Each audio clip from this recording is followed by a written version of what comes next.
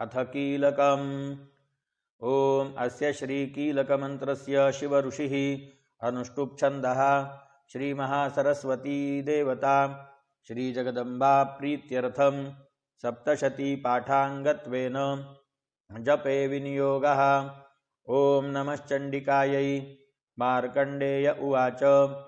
ओम विशुद्धज्ञानदेहाय त्रिवेदी दिव्यचक्षुषे श्रेयः प्राप्तिनिमित्ताय नमः सोमार्धधारिणे सर्वमेतद्विजानीयान् मन्त्राणामभिकीलकम् सोऽपि क्षेममवाप्नोति सततं जाप्य तत्परः सिद्ध्यन्त्युच्चाटनादीनि वस्तूनि सकलान्यपि एतेन स्तुवतां देवी स्तोत्रमात्रेण सिद्ध्यति।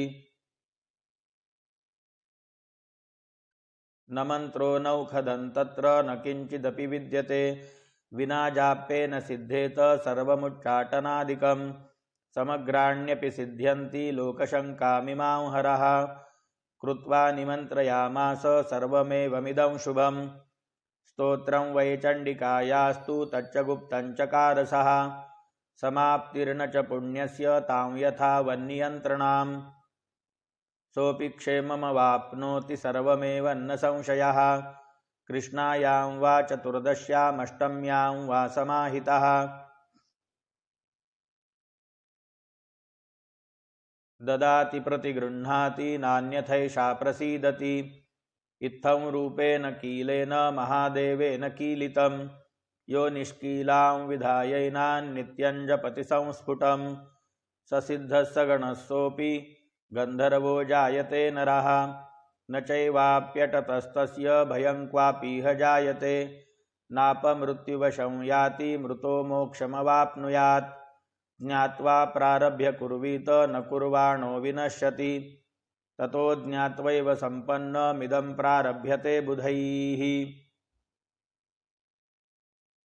सौभाग्यादि च यत्किञ्चिद्दृश्यते ललनाजने तत्सर्वं तत्प्रसादेन तेन जाप्यमिदं शुभं शनैस्तु जप्यमानेऽस्मिन् स्तोत्रे सम्पत्तिरुच्चकैः भवत्येव समग्रापि ततः प्रारभ्यमेव तत् ऐश्वर्यं यत्प्रसादेन सौभाग्यारोग्यसम्पदः शत्रुहानिः परो मोक्षस्तूयते सा न किञ्जनैः।